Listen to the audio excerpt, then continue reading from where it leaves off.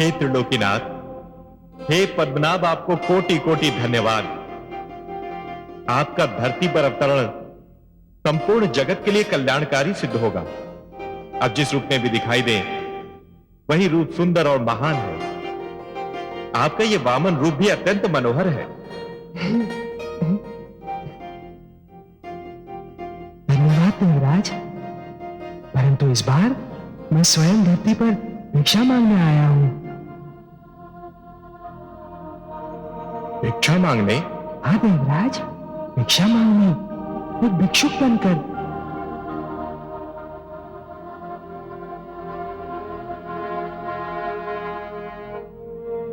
आपकी वाणी सुनकर हम समस्त देवता मूक रह गए। हमें आश्चर्य हो रहा है हे सर्वेश्वर। क्यों आश्चर्य क्यों हो रहा है देवराज? भिक्षा मांगना कोई भला कार्य नहीं। हे जगदीश्वर, भिक्षा मांगना तो एक निकृष्ट कर्म है, निंदनीय कार्य है, सामाजिक अपराध है। भिक्षुक तो दया का पात्र होता है। नहीं देवराज, आप जो कह रहे हैं वो अवश्य ही असत्य नहीं, पर पूर्णतया सत्य भी नहीं। मैं समझा नहीं है नीलकांत। देवराज, वो भिक्षा जो अथक परिश्रम के भय से, शारीरिक कष्ट उठाने के भय से, आलस्य से मांगी जाती है, वो अवश्य ही एक निकृष्ट कर्म है जो निंदनीय है, एक सामाजिक अपराध है। परंतु भिक्षा के और भी तो रूप होते हैं देवराज। और रूप? और रूप क्या हो सकते हैं जगदीश्वर? देवराज, ध्यान से देखिए तो हर प्राणी जन्म से भिक्षुक ही होता है। उसका सारा जीवन भिक्षा मांगते मांगते ही व्यतीत होता है, और वो जिन वस्तुओं की भिक्षा मांगता है उन सारी वस्तुओं की निंदा भी नहीं की जा सकती। आप ज्ञान का स्रोत हैं हे नीलकांत, ज्ञान का आधार है। जो आप जानते हैं कोई और उसका एक अंश भी नहीं जान सकता। पर क्षमा करें, हम आपके विचार समझने में असमर्थ हैं। आप जो कह रहे हैं हमें उसकी व्याख्या जानने की इच्छा हो रही है। कोई प्राणी मात्र जन्म लेने से ही भिक्षुक कैसे हो सकता है? देवराज, कोई कैसे जन्म से ही भिक्षुक हो सकता है? देवराज, प्राणी तो जन्म लेते ही सर्वप्रथम अपनी माता से दूध की भिक्षा मांगता है ना? फिर जैसे ही आयु बढ़ती है अपने पिता से सुरक्षा की भिक्षा मांगता है। एक शिष्य के रूप में अपने गुरु से ज्ञान और विद्या की भिक्षा मांगता है। नई पीढ़ियां पुरानी पीढ़ियों से उनके अनुभव की भिक्षा मांगती हैं। पौधे जड़ की सुरक्षा के लिए जल से, तने की सुरक्षा के लिए वायु से, और फल फूलों की वृद्धि के लिए प्रकाश से भिक्षा मांगते हैं। क्या ये सत्य नहीं है देवराज? धन्य है वासुदेव, धन्य है आप। कितनी ज्ञानवर्धक और मनमोहक बातें हैं आपकी। आपने तो भिक्षा के अर्थ ही बदल दिए। देवराज, पुष्प के निकट जाए बिना इसका निर्णय नहीं किया जा सकता कि उसमें सुगंध है या दुर्गंध। तालाब के निकट जाए बिना इसका निर्णय नहीं हो सकता कि उसका जल पीने योग्य है या नहीं। और उसी प्रकार किसी भी वस्तु को ध्यान से देखे बिना इसका निर्णय नहीं हो सकता देवराज कि उस वस्तु में गुण है या अवगुण। देवराज, हर वो भिक्षा महान है जो ज्ञान में वृद्धि करती है। और अभी तो आपने स्वयं मुझे भिक्षा मांगते देखा। आपने हमारे नेत्र खोल दिए त्रिलोकीनाथ। भिक्षा सदैव शीश नवाकर मांगी जाती है देवराज। सिर का झुकना मन और मस्तिष्क में भरे हुए अहंकार की मृत्यु की घोषणा है। अहंकार, जो प्राणी का सबसे महान वैरी है देवराज। और यदि इस वामन रूप में मैं भिक्षा मांगूंगा तो एक आदर्श प्रस्थापित होगा। मानव यह समझ पाएगा कि भिक्षा का सही अर्थ क्या है। क्योंकि यदि मैं भिक्षा मांगूंगा तो केवल मानव कल्याण के लिए, जगत कल्याण के लिए, जो कि मेरा लक्ष्य है।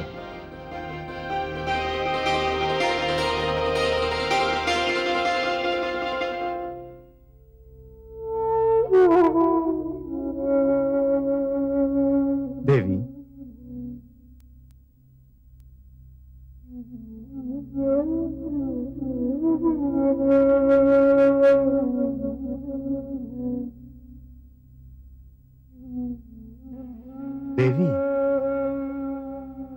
स्वामी, आप कहाँ खो गई थी आप, जो आपको मेरे आने तक का आभास नहीं हुआ? इतनी महान घटना हुई है। आप संभवतः सृष्टि की सौभाग्यवती नारी हैं कि भगवान श्री विष्णु ने मानव रूप में जन्म लेने के लिए आपको माता के रूप में चुना है। परंतु आपके मुख पर यह चिंता की छाया अच्छी नहीं लगती। क्या बात है? आप प्रसन्न नहीं हैं? ऐसा मत कहिए स्वामी, मैं बहुत प्रसन्न हूं, इतनी प्रसन्न हूं कि मेरे पांव धरती पर नहीं पड़ रहे। जिसे भगवान श्री विष्णु की मां बनने का सम्मान मिला हो, वो प्रसन्न क्यों ना होगी? किंतु क्या देवी? उनका ये वामन अवतार मेरे लिए चिंता और भय का कारण बना हुआ है। इतना छोटा आकार लेकर वो इतनी शक्तिशाली बलि का सामना कैसे करेंगे? कहीं उन्हें कोई हानि न पहुंचे। मुझे तो हर पल यही चिंता दुखी कर रही है, यही भय खाए जा रहा है। देवी, वे ईश्वर हैं। वे जो करते हैं उसके पीछे क्या कारण है, ये तो वही जानते हैं। यदि वे चाहते तो वो एक विशालकाय रूप भी धारण कर सकते थे, परंतु उन्होंने अपनी स्वेच्छा से वामन रूप का चयन किया। इसके पीछे भी कोई कारण अवश्य होगा, कोई भेद अवश्य होगा। आप चिंता ना करें, सब कुछ भगवान विष्णु पर ही छोड़ दें।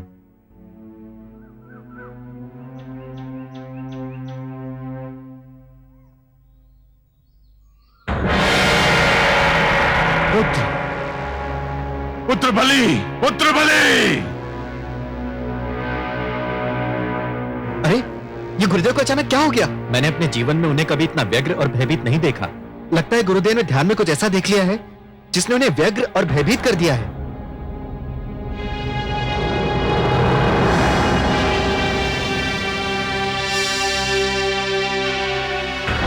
पुत्र बलि, पुत्र बलि! गुरुदेव,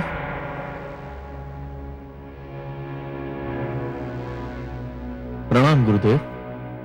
क्या बात है, आप इतने चिंतित और व्याकुल क्यों उठे? मुझसे कोई प्रश्न मत पूछना वत्स। मेरे पास प्रश्नोत्तर का तनिक भी समय नहीं है।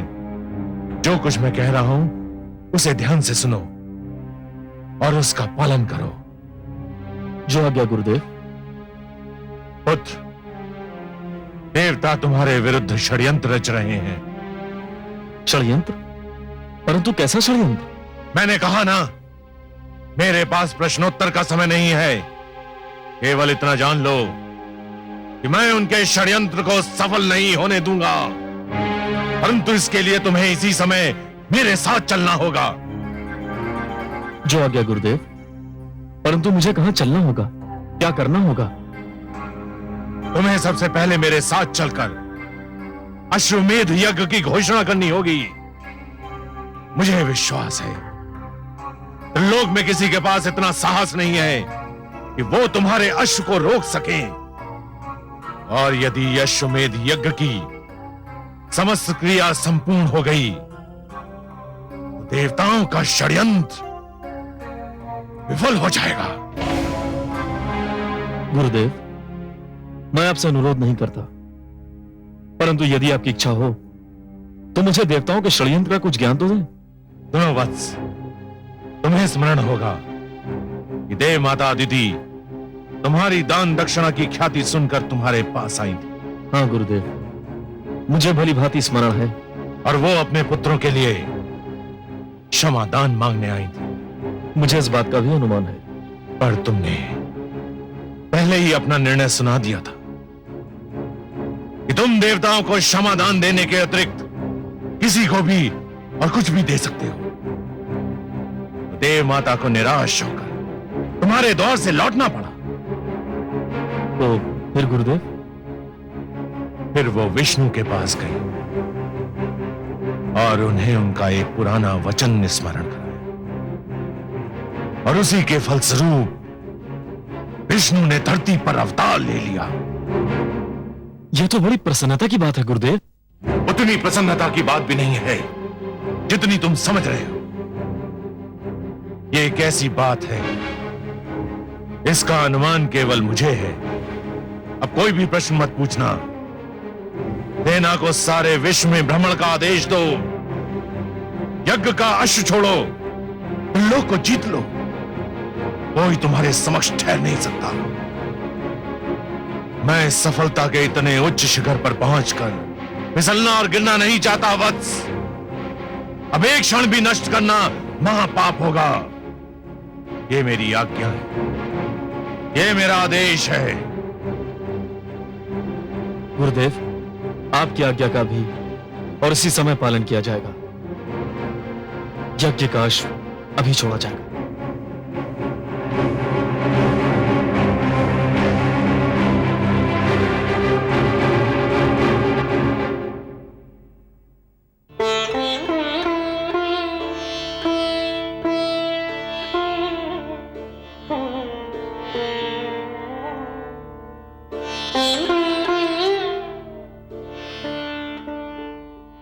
अब मुझे जाने की अनुमति दीजिए माता श्री।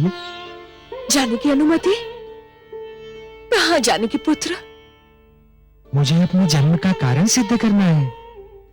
कैसे अनुमति दूं मेरे प्रिय पुत्र? अभी तो मैंने तुम्हें जी भर के निहारा भी नहीं है। तुम्हें अपने स्नेह सागर से एक बूंद भी नहीं दे सकी हूं। माता, मैं तो आपका पुत्र बन के जन्मा हूं। आपके स्नेह पर मेरा अधिकार सदैव रहेगा। परंतु सर्वप्रथम मुझे मानव कल्याण का लक्ष्य प्राप्त करना है। मुझे बलि के पास जाना है माता। बलि के पास? परंतु पुत्र, वो बहुत शक्तिशाली है, बहुत विशालकाय है। और तुम? और मैं देखने में दुर्बल और आकार में छोटा हूं, यही कहना चाहती है ना आप? हाँ पुत्र। माता, साहस का आकार शरीर के आकार पर निर्भर नहीं होता और भीतरी स्वरूप बाहरी रूप पर निर्भर नहीं होता। और फिर इस बार तो मैं अहिंसा का संदेश लेकर आया हूं ना। आपका पुत्र बनकर जन्म लेने से पहले ही मैंने ये कह दिया था माता कि मेरा लक्ष्य बलि से युद्ध करना नहीं है, उसका वध करना नहीं है। मुझे तो केवल उसके अहंकार का नाश करना है। मुझे बलि को यह जताना है माता कि मैं सब कुछ सहन कर सकता हूं, परंतु मानव पर अत्याचार और मानव हत्या कदापि सहन नहीं कर सकता। मुझे उसे यह बताना है कि विश्व विजेता होकर भी कोई भी ईश्वर से बड़ा नहीं हो जाता।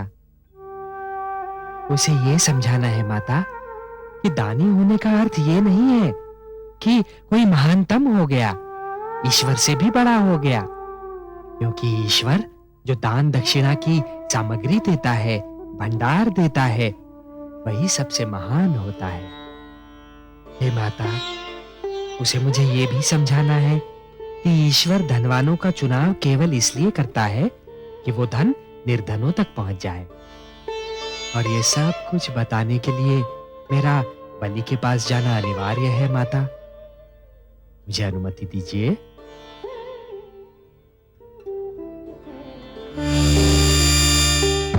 मैं मां हूं, धरती मां। बलि की सेना अश्व लेकर सारे विश्व में गई। दैत्य गुरु शुक्राचार्य ने सच कहा था, कोई भी उसके सामने ठहर नहीं सका। किसी को उसका अश्व रोकने का साहस नहीं हुआ। उसकी सेना उसका अश्व लेकर विजय पताका फहराती हुई लौट आई और आरंभ हुआ यज्ञ का समापन।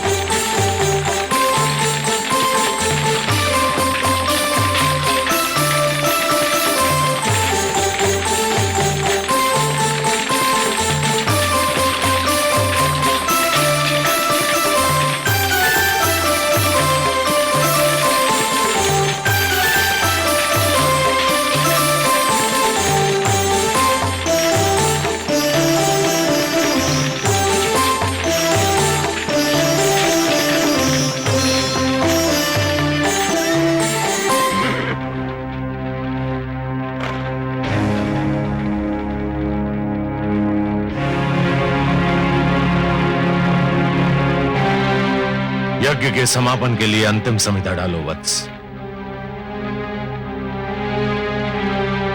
ओम भवतु भिक्षाम देहि।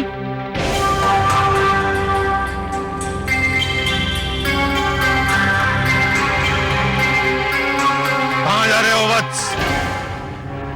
यज्ञ समापन के अंतिम क्षण है ये। पूर्ण आहुति डालो।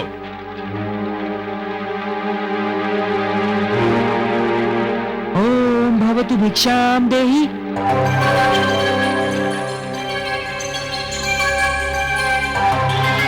बैठ जाओ वत्स, तुम यज्ञ छोड़कर कहीं नहीं जाओगे। भिक्षाम देहि राजन।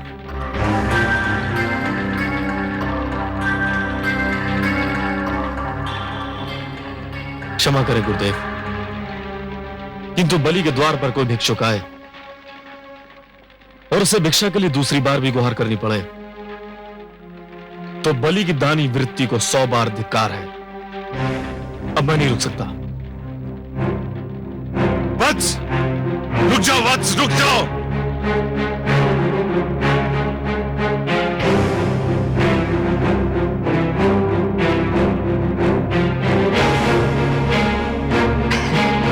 प्रणाम राजन। प्रणाम ब्राह्मणदेव। कहिए, क्या चाहिए आपको? राजन, मैं तो एक साधारण ब्राह्मण हूँ और एक ब्राह्मण भिक्षा के अतिरिक्त और क्या चाह सकता है?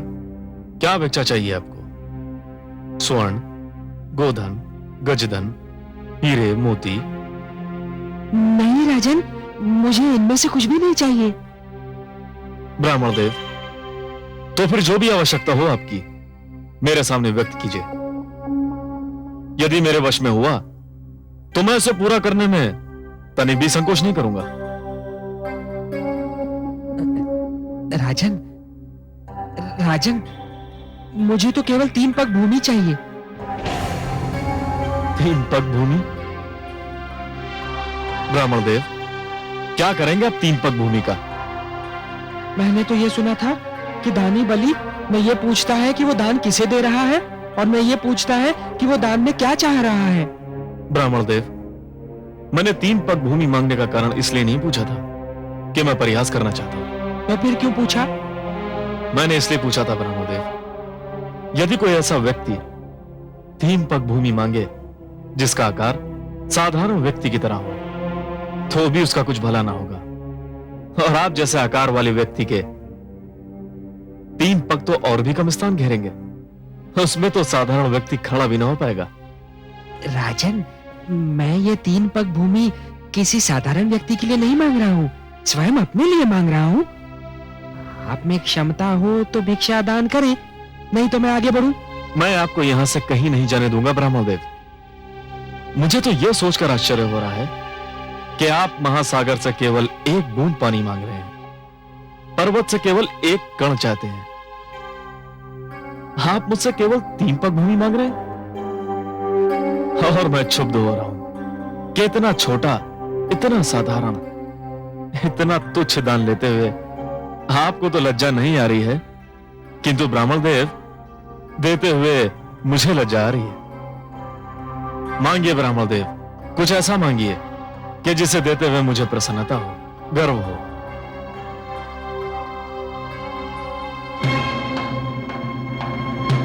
राजन, मुझे तो केवल 3 पग भूमि चाहिए।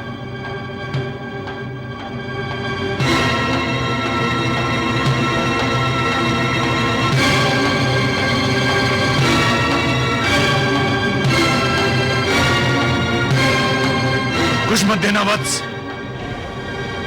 इस ब्राह्मण को कुछ मत देना, इसे कुछ मत देना वत्स, इस ब्राह्मण को कुछ मत देना।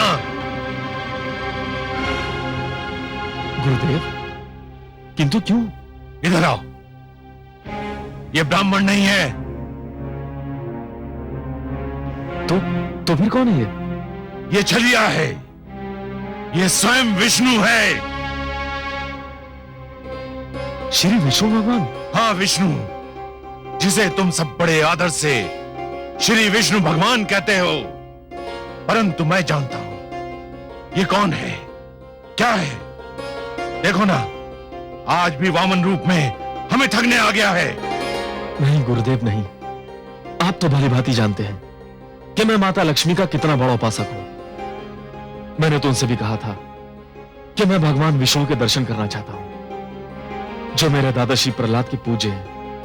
गुरुदेव, मैं कितना सौभाग्यशाली हूं कि आज भगवान स्वयं चलकर मेरे द्वार पर आए हैं। मैं तो प्रसन्नता से फूला नहीं समा रहा हूं। मूर्ख मत बनो, तुम विष्णु को नहीं जानते हो। ये तुम्हें दर्शन देने नहीं, दंड देने आया है। गुरुदेव, भगवान यहां किस लिए आए हैं मेरे लिए कोई महत्व नहीं रखता। वे यहां आए हैं मेरे लिए बस यही महत्वपूर्ण है। मैं जिनके दर्शन के लिए इतना व्याकुल था वे मेरे सामने हैं। क्या इससे बड़ा सौभाग्य संभव है? और वो भी भिक्षुक बनकर। ये सब एक ढोंग है, एक छलावा है। तुम इसके छल में मत आना।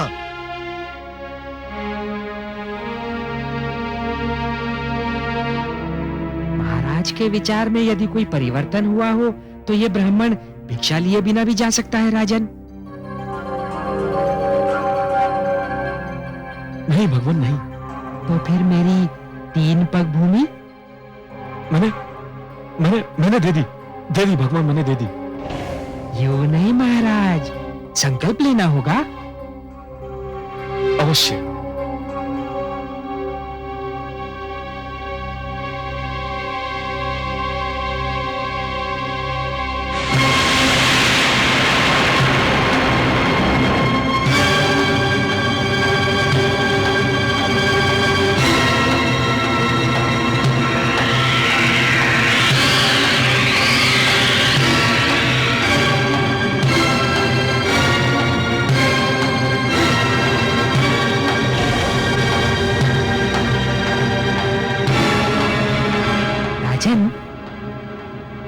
लगता है कि कमंडल में कोई कीट फंस गया है।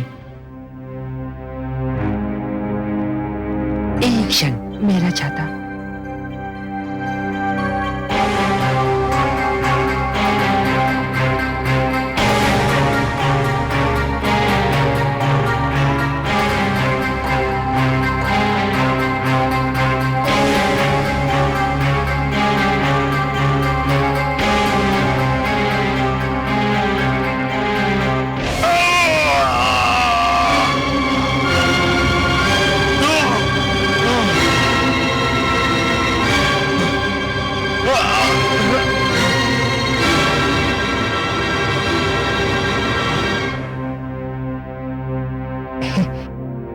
राजन, कीट निकल गया।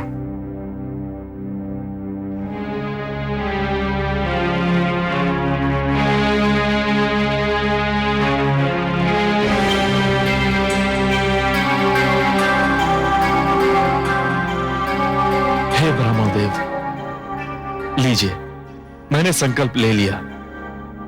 मेरे अहोभाग्य के संसार को सब कुछ बांटने वाला आज मुझसे केवल 3 पग भूमि की याचना कर रहा है। ब्राह्मण देव, नाप लीजिए 3 पग भूमि। मेरा दान स्वीकार करके मुझे धन्य कर दीजिए। तो लो वत्स, मैं 3 पग नापता हूं।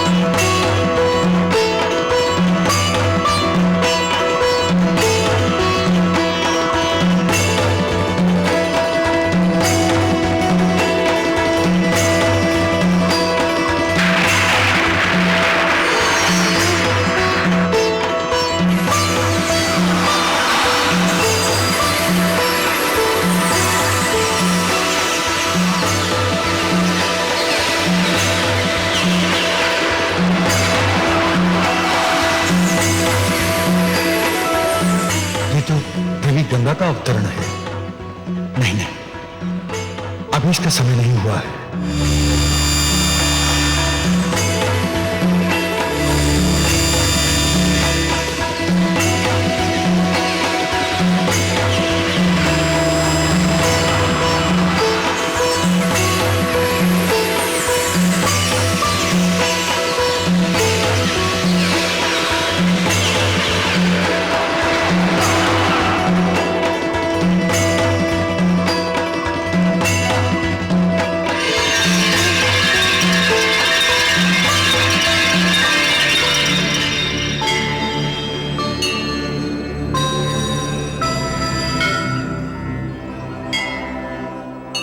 हे आदि प्रजापति, मुझे अपने कमंडल से मुक्त करने की कृपा कीजिए।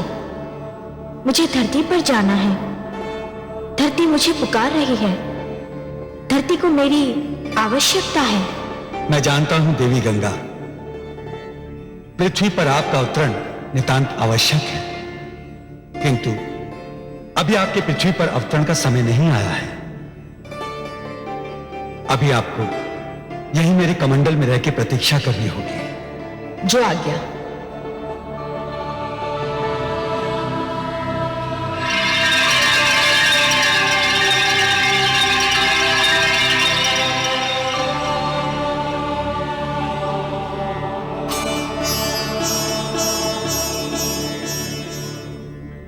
हे बलि, मैंने पहला पग उठाकर समस्त धरती और पाताल को नाप लिया है। अब मैं दूसरा पग उठाने जा रहा हूं।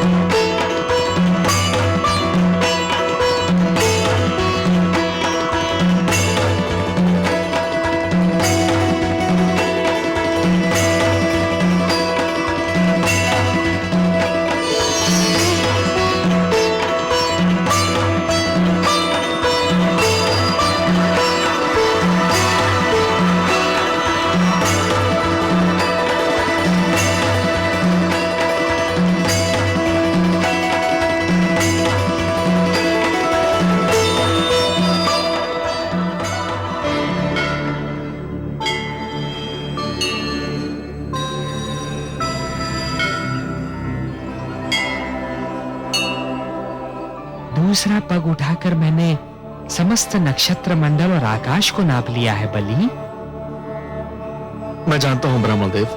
तब तो ये भी स्मरण होगा कि मैंने 3 पग भूमि मांगी थी। प्रभु, मुझे इस बात का भी भली भांति स्मरण है। और अब तीसरा पग रखने के लिए कोई स्थान शेष ही नहीं है। यह भी जानता हूं प्रभु। हे बलि, क्योंकि तीसरा पग धरने के लिए कोई स्थान शेष नहीं है। यदि तुम चाहो तो मैं तुम्हें तीसरा पग क्षमा कर सकता हूं। नहीं प्रभु, ऐसा मत कहिए। जिन हाथों ने आज तक बलि सिद्धांत स्वीकार किया है वे हाथ साक्षी हैं। जिन आंखों ने आज तक बलि को दान देते हुए देखा है वे आंखें साक्षी हैं। जिन कानों ने आज तक बलि की दानी प्रवृत्ति की ख्याति सुनी है वे कान साक्षी हैं कि बलि कभी अपने संकल्प से नहीं फिरता है।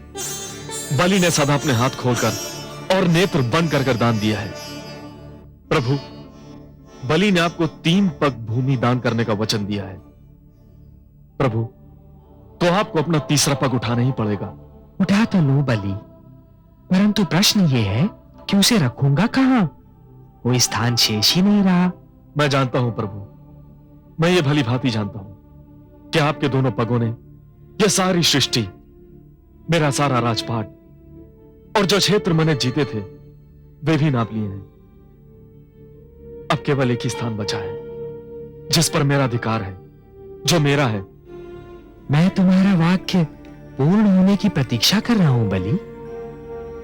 वो कौन सी वस्तु है जिस पर अब भी तुम्हारा अधिकार है? प्रभु, वो वस्तु है मेरा शरीर।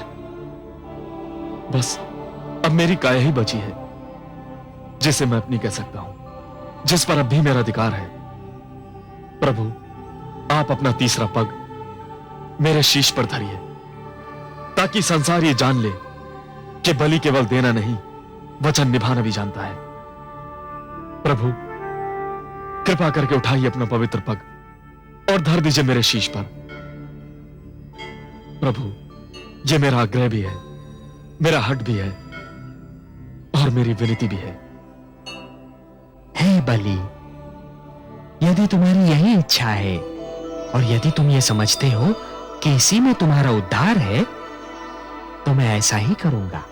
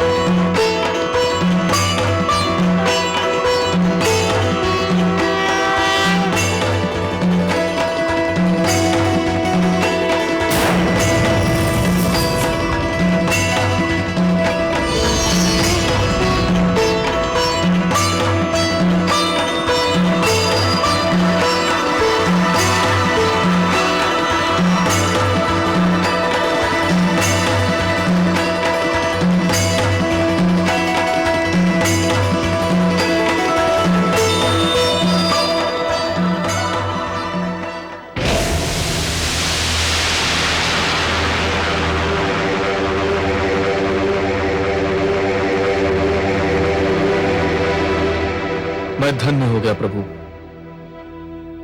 मैंने अपना वचन निभा दिया। हाँ बलि, तुमने अपना वचन निभाया तो सही, पर जानते हो कि यह सब मैंने क्यों किया? हे प्रभु, आपके अतिरिक्त आपकी लीला और कौन जान सकता है। मैं तो केवल इतना जानता हूं कि संभवतः इसी में मेरा उद्धार निहित है। बलि, तुमने अपने जीवन का प्रारंभ बड़े शुभ और उत्तम ढंग से किया था, परंतु जब तुम जीवन के दोराहे पर पहुंचे, तब तुम उस मार्ग पर चल पड़े बलि, जिस पर असत्य का डेरा था, अहंकार का अंधेरा था। यह वो मार्ग नहीं था बलि जो मेरे भक्त प्रहलाद ने चुना था। यह तो हिरण्यकशिपु की प्रवृत्ति का मार्ग था, जिसके दमन चक्र को रोकने के लिए स्वयं मुझे नरसिंह अवतार धारण करना पड़ा था। जगदीश्वर का लक्ष्य है मानव का कल्याण। आए वामन रूप में धरती पर भगवान, दो पग में